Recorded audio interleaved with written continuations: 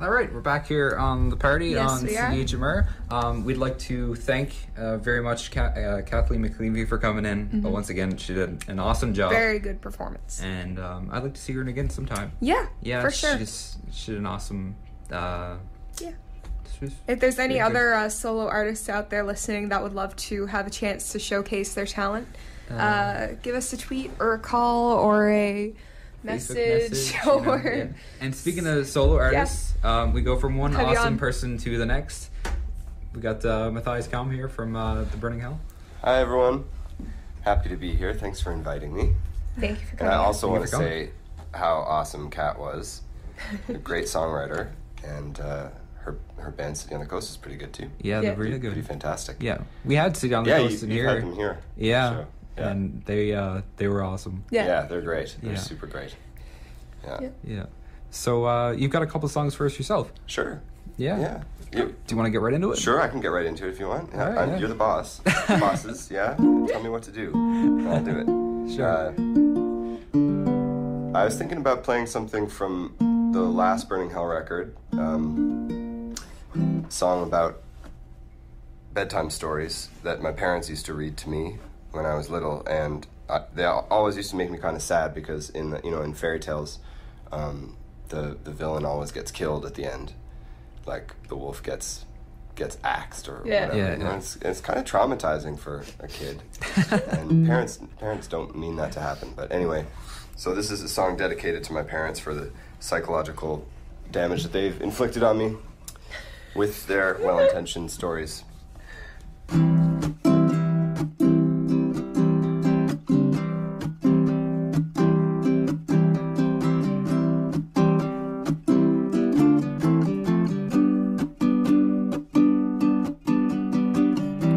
In every folktale, in every book, there is a hero or a heroine, and there is a witch or a troll or a crook, or an evil stepmother, or just a general villain.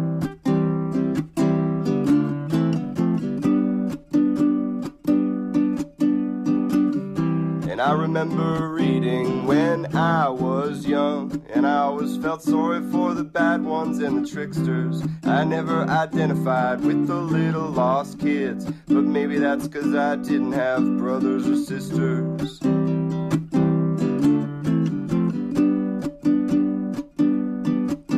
When the witch died, I cried, 'cause I didn't want them to hurt her. Likewise, when the troll got tricked and the dragon got killed.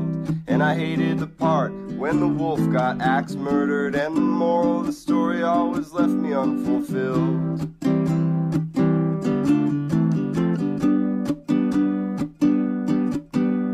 But I was not a sociopath. I was a 6-year-old who could tell the difference between good and bad. A little boy with built-in ethics who didn't need to be told that it was wrong to be mean to mom and lie to your dad.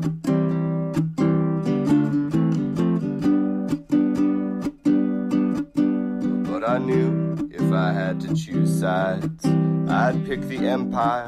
I hated Ewoks and I loved the Death Star, and I never felt sorry for the last unicorn. I always thought that song needed a lot more guitar.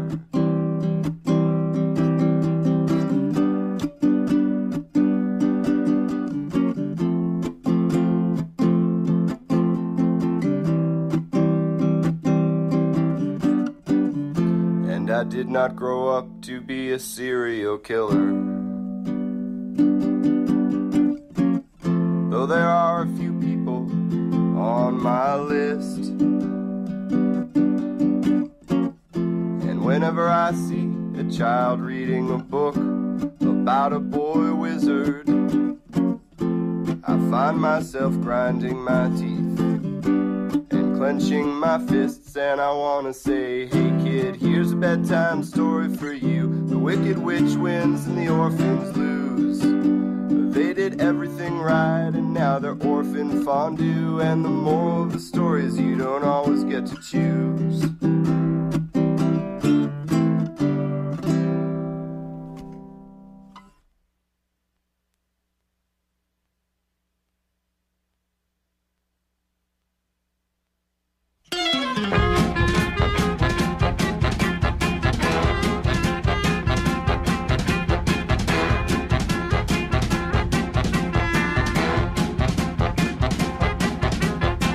pirates are all tired. It's time to give up life at sea. They've all bought property in the neighborhood. They'll be living to see you and me. The PTA had a meeting today about the children and they don't know what to do. And the clergyman said, what about the church then? And the cops are shaking in their boots.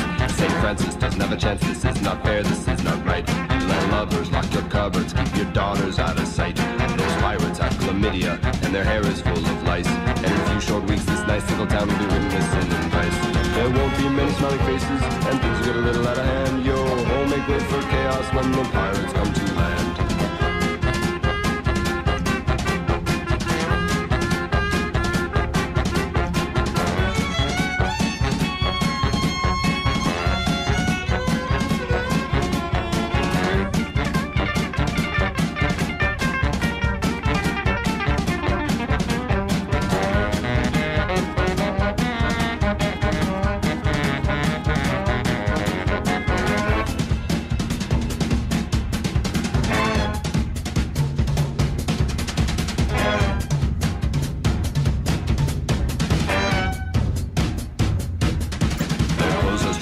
They never change and the names are hard to say. And once they come and settle down, they'll never go away. I've never put a stock in the character of the seafaring ship going sword. With their earrings and their peg legs and their stink of every foreign port. Who knows, they might be murderers or pedophiles or godless communists. Or worse, they might be liberals and we just can't take that risk. Cause with every eye patch, every skull and crossbone fight, funny pointing hat and every sword, there's one more reason to show them all the door. There won't be many smiling faces and things will get a little out of hand. Yo ho, make way for chaos when the pirates come to land. There won't be many smiling faces and things will get a little out of hand. Yo ho, make way for chaos when the pirates come to land.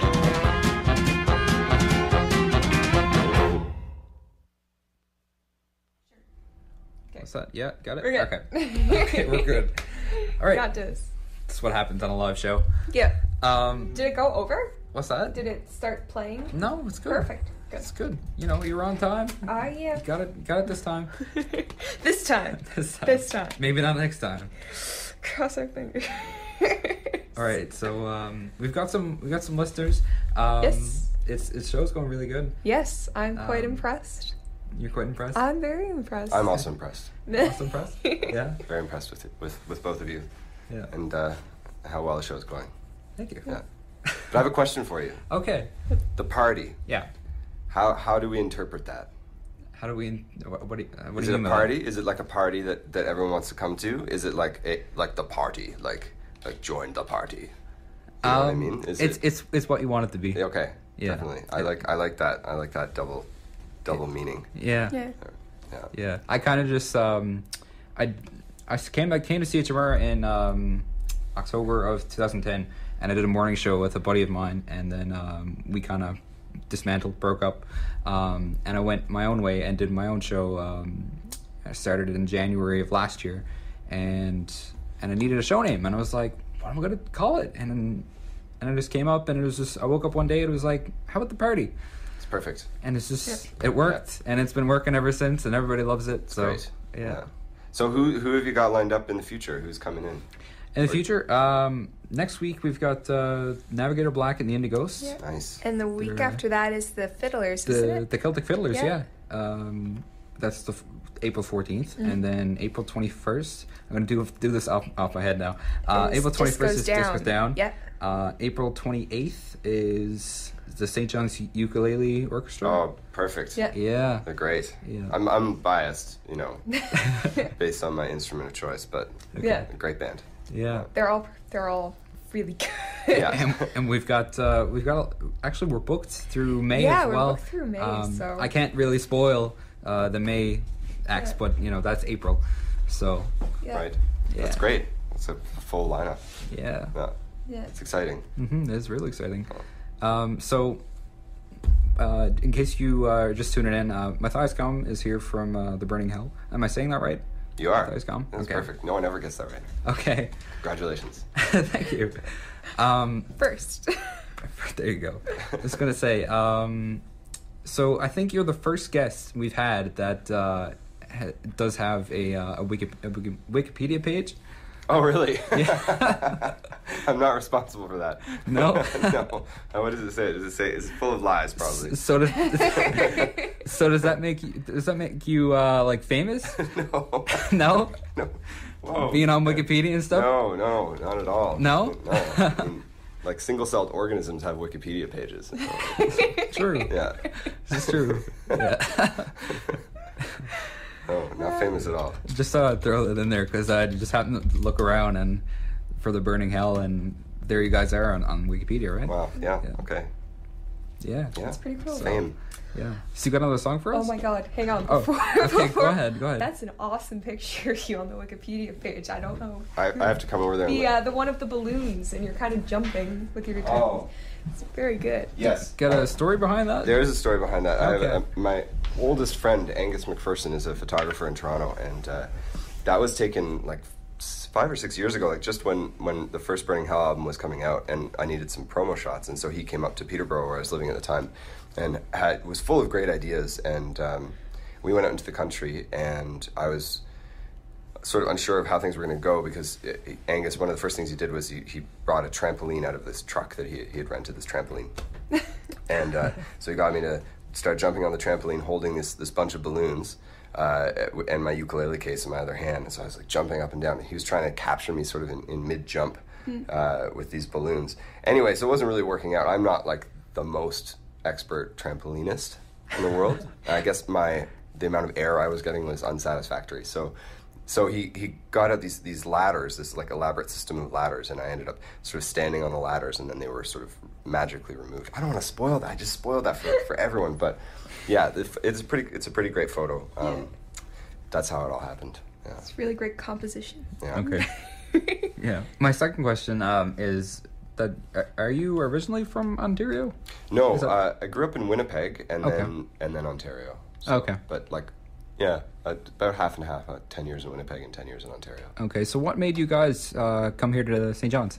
Well, the first time we did a cross Canada tour was I think it was 2008. Early 2008, and we went up to the Yukon from Peterborough, Ontario. We went out west and then up to the Yukon, and I'm someone that really likes completion, and so I wanted to go as far east as we could too, and so that's how we ended up coming to St. John's for the first time, and that was the very end of our tour. We played 3 or 4 shows at the Ship and CBTGs and around, and the whole band just kind of fell in love and with St. John's. And a couple of members of the band might have fallen in love with people here as well, but Yeah. I don't want to get into the nitty-gritty. nitty-gritty of that.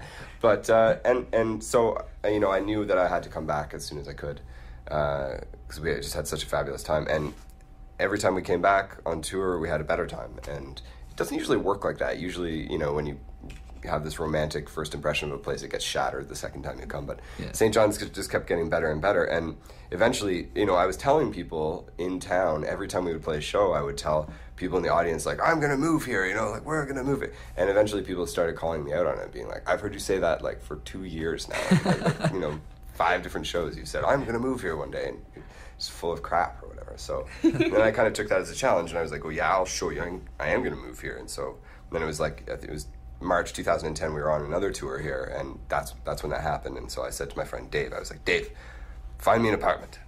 And then I had to leave and go back on tour, but then I came back. And so my girlfriend / clarinet player Ariel and I moved here in the fall of 2010.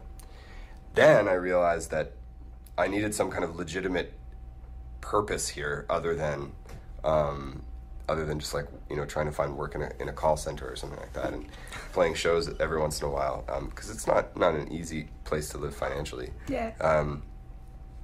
And so that's when I started going to MUN. I discovered the wonderful world of graduate studies in ethnomusicology, and so here I am now. Mm-hmm. Now, if anyone is listening from the Department of Ethnomusicology, I realize that just sounded like like I started my degree because I needed something to do. I don't mean it to sound like that at all. I'm very serious student. Okay, so my next question to that is, have you ever been to CHMR before?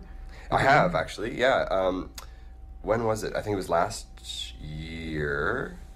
Twice. I've been twice last year. Okay. A couple different shows. I still get lost every time I try and find it for some reason. But Everybody we get that does. a lot. I'm rarely It's around kinda the university center, so that's probably why I'm just not. Yeah. Yeah. I'm not skilled that way. Okay. But this is the first time I've been on your show, Yeah. so I don't want to decrease the specialness of this. No. Yeah. Yeah. All right, you got another song for us? Sure, yeah. We have, I think, the album that you just played that song Pirates from, that album's called Flux Capacitor, and the song I played before that was also from that record. And just about a year before that record came out, I put out a very strange album called This Charmed Life, which is all songs that I wrote when I lived for a winter in the Yukon, just outside of Whitehorse, and I wrote all these very strange songs that came out of sort of permanent darkness and all those good things. Anyway, so this is a song from that, and I think it's a kind of an appropriate one to play considering the conditions outside right now.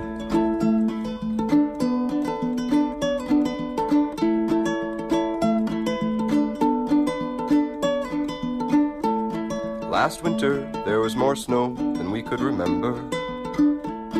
More snow than you could shake a stick at, not that you would. Last winter, all the trees were dismembered in an ice storm, but it left things looking good.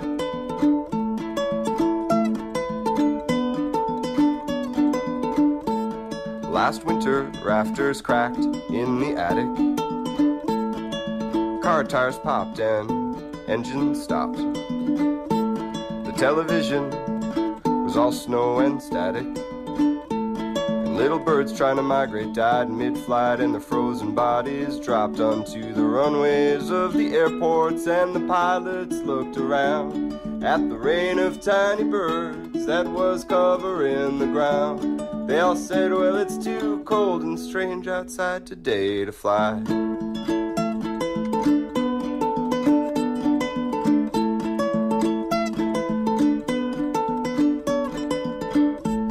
Last winter, we played cards, even though I hate cards. And we drank a lot, 'cause, well, that's what you do.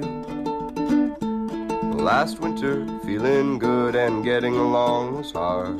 But you said what's done is done, and I said I guess that's true. But baby, there's no need to ever go outside if we make the right decisions now.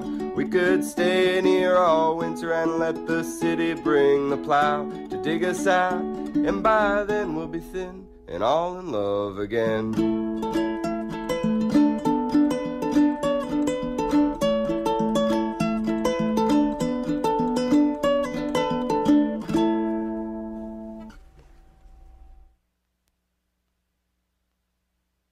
My name is Mathias, I came to say this. I've got a big bushy beard and kissable lips.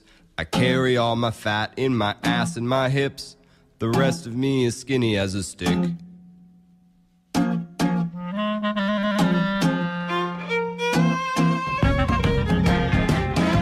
the 60s my mom was hip and mini-skirted. She was raised as a Catholic, but then she converted. She loved my dad's religion, she loved him too, and that's how I was born a Jew.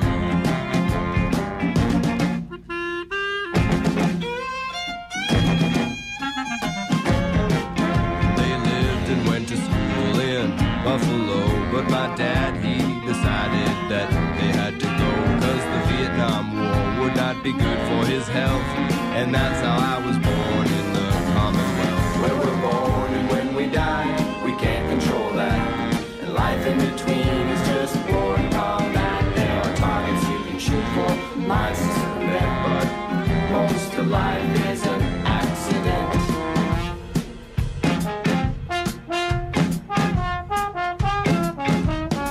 I've spent time in Peterborough and in Winnipeg, but leaving is living if you just use your legs. 'Cause everywhere is nice if you drink enough beer. So some days I'm there and some days I'm here.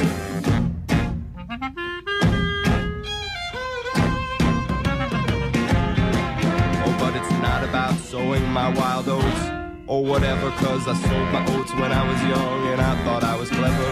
And my oats all rotted in the field where they lay. So I'm oatless and unemployed these days.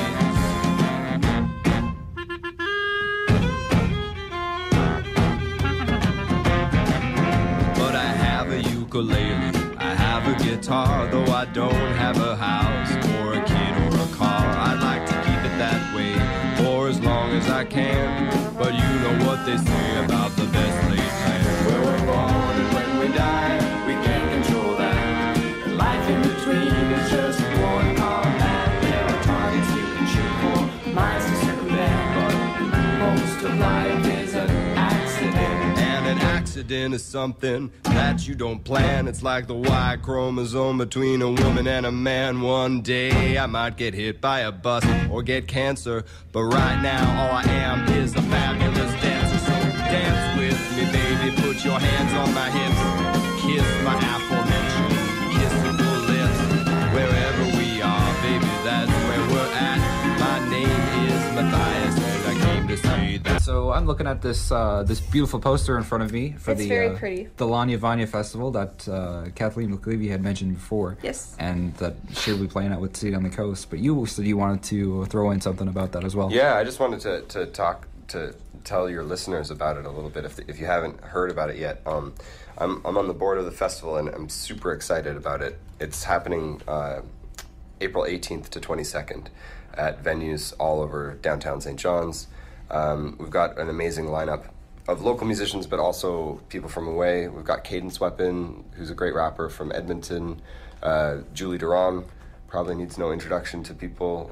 Wonderful songwriter and former member of famous bands like Eric's Trip stuff. Very excited about that. The Inbreds are reuniting for the festival, which I'm personally most excited about probably. Yeah, it's going to be great. Sheezer, the all-girl, all-star Weezer cover band that only plays stuff from the first 2 Weezer albums. Wow. They're amazing. I've never heard of those guys. Oh, they're so good.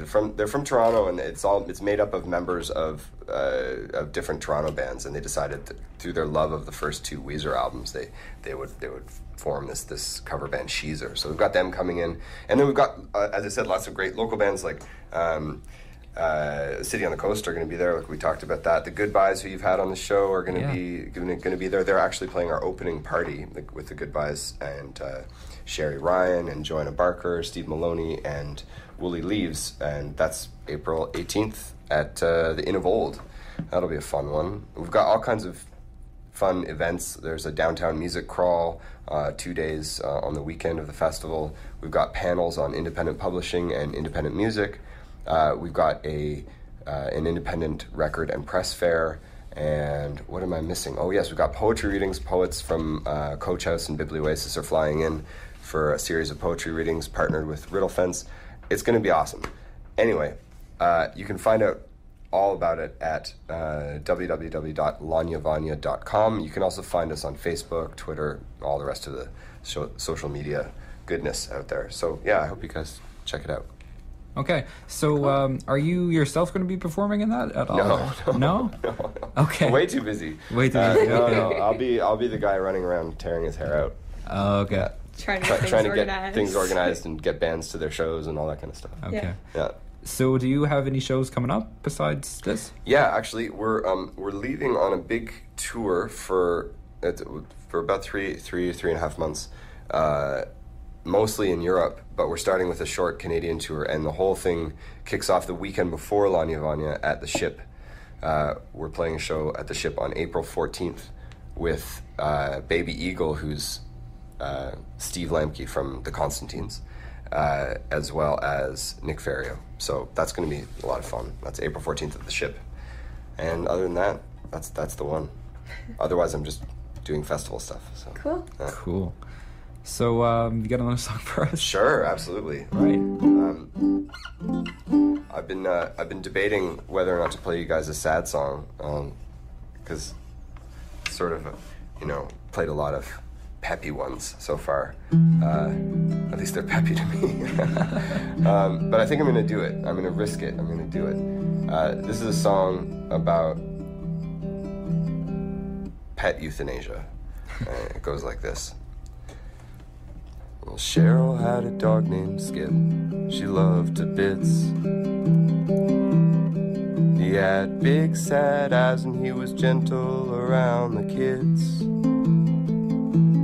He could do tricks that would amaze you. but he developed hip dysplasia. The veterinarian said it's surgery or euthanasia. Well, Cheryl asked how much it would cost to get Skip sorted. The vet said if you have to ask, then you can't afford it. Well, she could barely make the rent. She said, Skip, you know you're my best friend. And she made sure he couldn't see the needle at the end. She hummed the bass line to North Window by the inbreds just to keep from crying. She took the bus downtown cause she was too upset to drive.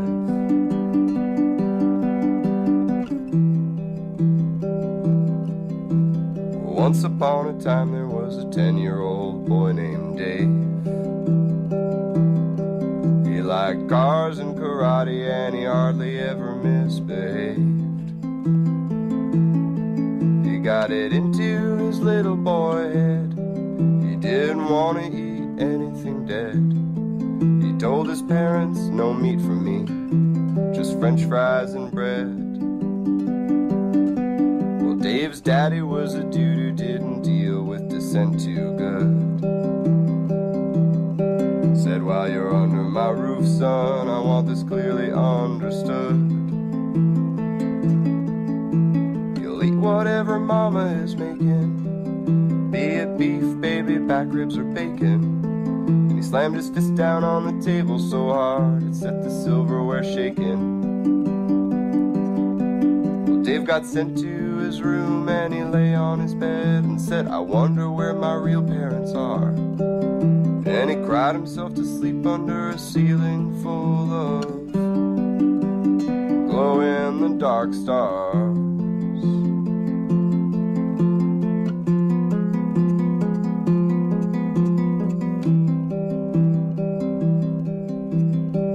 If there are victory bells, we should ring them. If there are victory songs, we should sing them. We are the kings of the animal kingdom.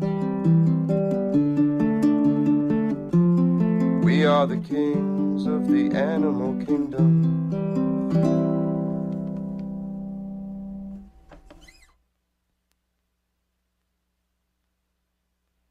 Why have I called you here? I guess I've got a thing for meetings, but please take a chair.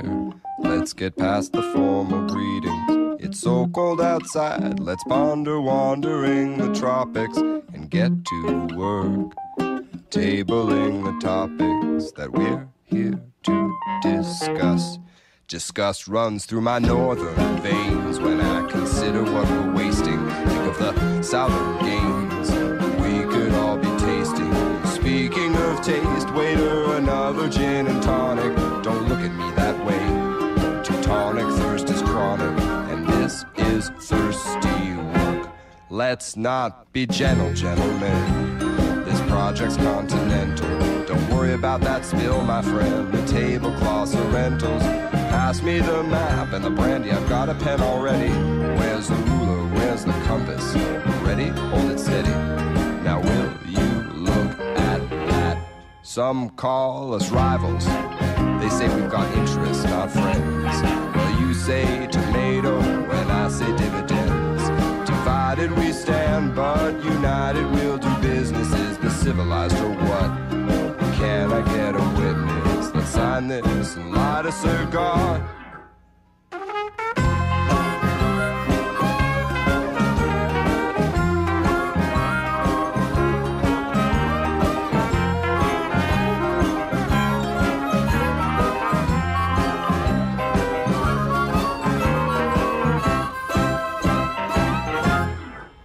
Far be it from me to presume or decide. I just called the meeting, I'm not taking sides. Side of beef cider, or porno, maybe champagne from the cellar. Or waiter, we'll need you again. It's best to be under the influence when deciding our spheres of influence.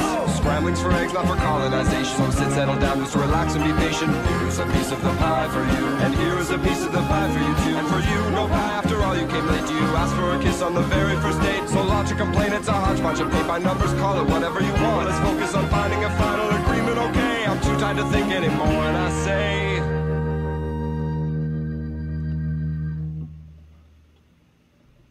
50 is the magic number. Wormless are the birds who slumber.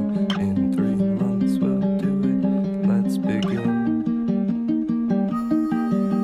50 is the magic number. Wormless are the birds who slumber. In 3 months we'll do it. Let's begin. 50 is the magic number. Wormless are the birds who slumber. In 3 months we'll do it. Let's begin. 50 is the magic number. Wormless are the birds who slumber. In 3 months we'll do it. Let's begin. 50 is the magic number. Wormless are the birds who slumber. In 3 months we'll do it. Let's begin. 50 is the magic number. Wormless are the birds who slumber. In 3 months we'll do it. Let's begin. 50 is the magic number. Wormless are the birds who slumber. In 3 months we'll do it. Let's begin. 50 is the magic number. Wormless are the birds who slumber. In 3 months we'll do it. Let's begin. 50 is the magic number. Wormless are the birds who slumber. In 3 months we'll do it. Let's begin. 50 is the magic number. Wormless are the birds who slumber. In 3 months we'll do it. Let's begin. 50 is the magic number. Wormless are the birds who slumber. In 3 months we'll do it. Let's begin. 50 is the magic number. Wormless are the birds who slumber. In 3 months we'll do it. Let's begin.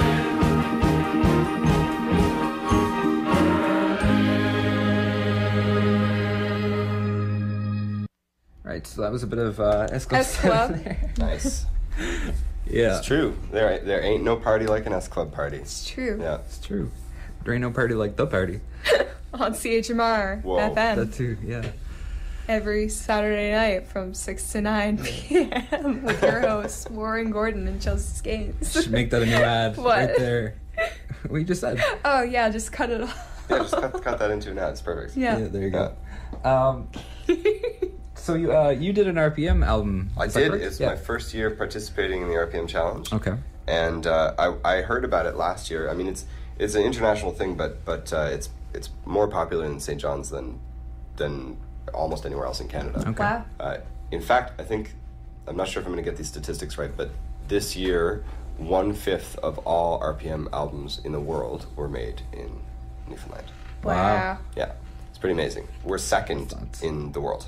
Wow. Wow. The only city that made more is Portsmouth, New Hampshire, which is where it started. So Yeah. fair play to them. Yeah. But yeah, so I was excited to do one this year, and I found it. I knew I would find it challenging, but I found it even more challenging than I thought I would. I'm a bad one for self-editing and too much criticism. But I tried really hard just to like put it all out there, and so I think I kind of succeeded at doing that. There's definitely some ugly moments on this, but yeah, I think you're gonna play a song, the first song from the RPM album, which is called "Song for Amateur Rappers," which is in fact this right now is my rapping debut anywhere on the radio. So I'm very Feels excited. special. I feel Yeah. Feel important. This is it, right? Making dreams come true. That's what we do here at the party. All right, so this is it. This is Mathias Kom with Song for Amateur Rappers.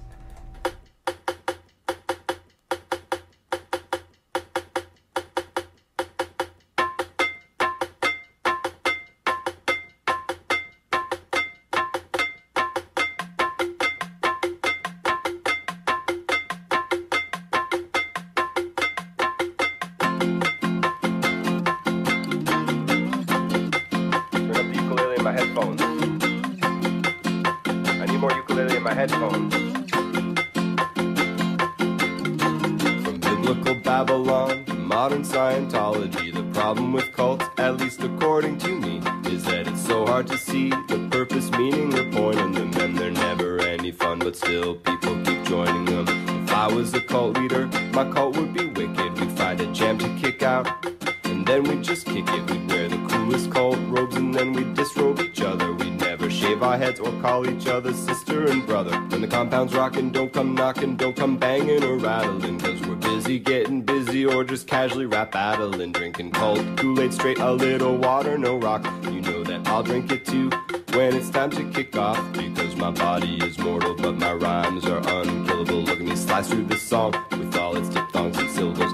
Yeah, my lips bit quick, it's a slick trick, yes I've got mad skills. It's not making me rich, but hey, it pays the bills. It's true, cross my heart, this is a work of non-fiction, so don't fall apart when I whip out my diction, cause I write all my songs while listening to the Wu-Tang Clan. I learned some tricks from ODB and Method Man. When I'm not rhyming, I'm trying to find time to collect past classics of comedy. Though I know my jokes are lame or sick or just downright vomity, but the shiniest apples are the slimiest worms at their cores.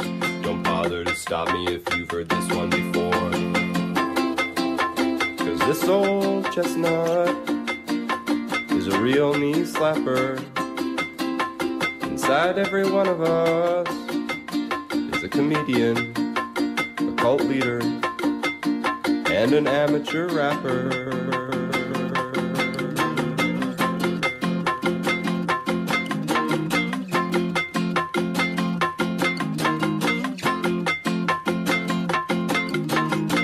Okay, for real, I got a good one for you. Knock, knock, who's there? Interrupting cow, moo. You see, the joke is that the cow is always interrupting, and never mind. I should maybe stick to dead baby jokes. They work every time. It says a lot that we've got lots and lots of them about dead tots or toddlers. Yet when we see a live one, we don't kill it. We just kiss him or coddler. Now, some of my best friends are moms and dads, and they may hate me, but isn't parenting the last refuge of the scoundrel? Oh no, that's patriotism.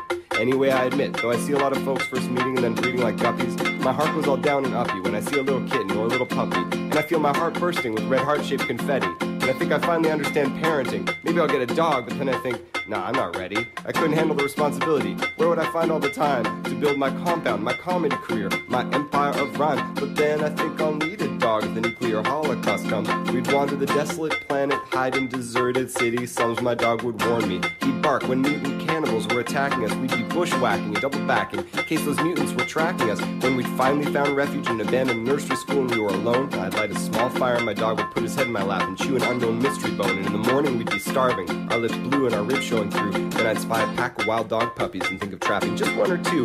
My dog would turn his head and give me this look with his big eyes all sad and gentle, and I'd be like, come on dog, it's the apocalypse, we can't get sentimental. But here's the cherry on the cake. Here's the topper, the capper. Inside every one of us fakes. It's the red heart of a mother, a father, a trapper, a cult leader, a comedian.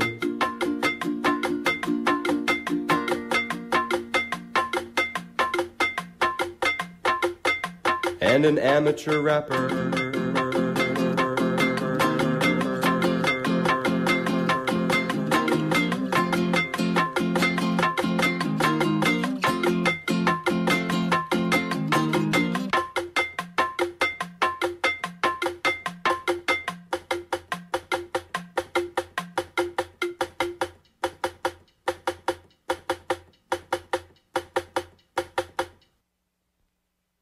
All right, so that was most impressive. Yes. Well, thanks. I quite like that. I'm trying to develop my skills. Yeah. Yes. Yeah. Yeah.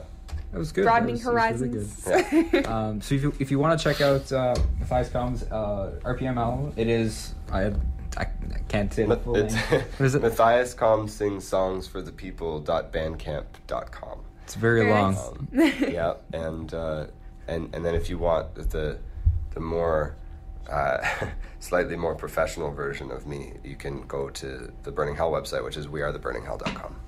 Cool. Cool. And so you guys are playing at the Ship. Ship on April 14th. You got it. Cool. Yeah, Perfect. And so we'll see you there. yeah I thanks for guess. having me. Yeah. Thanks. Thank Thanks you for coming in. Oh, my pleasure. Yeah. Cool. See ya.